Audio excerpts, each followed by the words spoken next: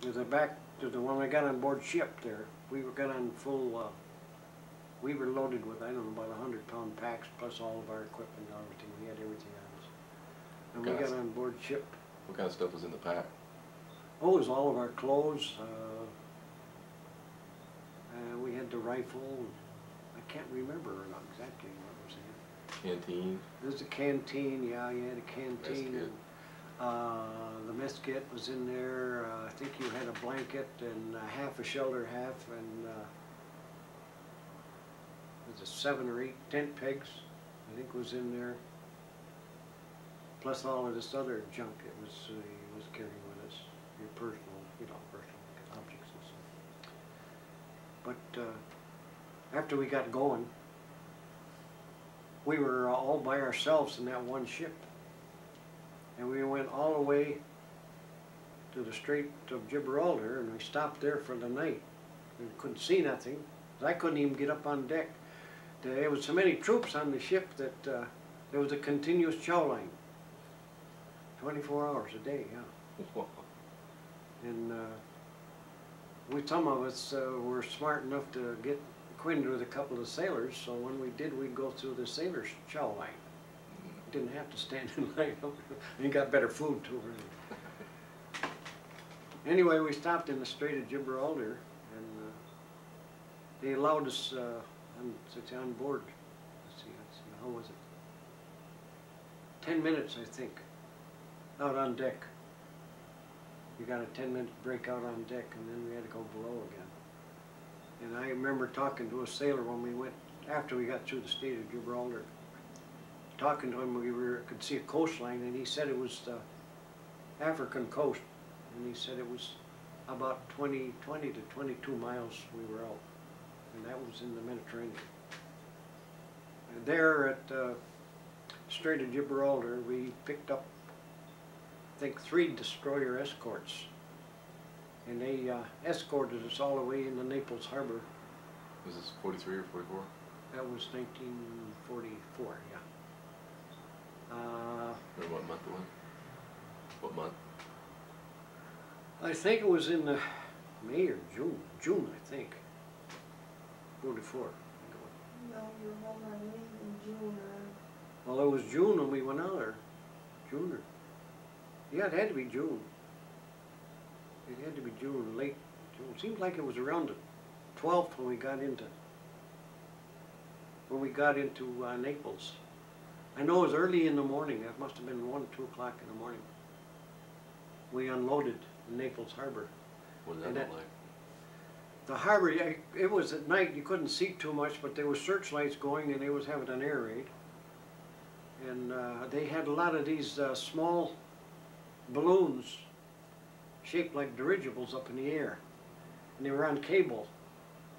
And I found out afterwards that what the deal was, it kept planes away from that area, because if they get caught and tangled up in those aerials, they come down, those cables. So we went off on there, off board ship. And there was a little kid down on the dock. He must have been about 8, 9 years old.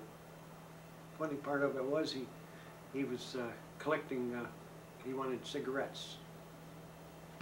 Cigarette for Papa, he said. Cigarette for Papa. And he was also selling a few other objects, which was chocolate, bum bum, and the chewing gum. He had so many cigarettes that guys, they were falling out of his pockets. He had his jacket stuffed with him and everything, and he was still out there hollering for more. Last I see him, they was trying to get him out of there and get him out of the way. But he was only about between 9 and 11 years old, I guess. Just a small fellow. Well, I know we wouldn't even think of any kid being out there at that age, at that time in the morning, But cigarettes was at a premium there. So was chocolate. Yeah. And a lot of that stuff.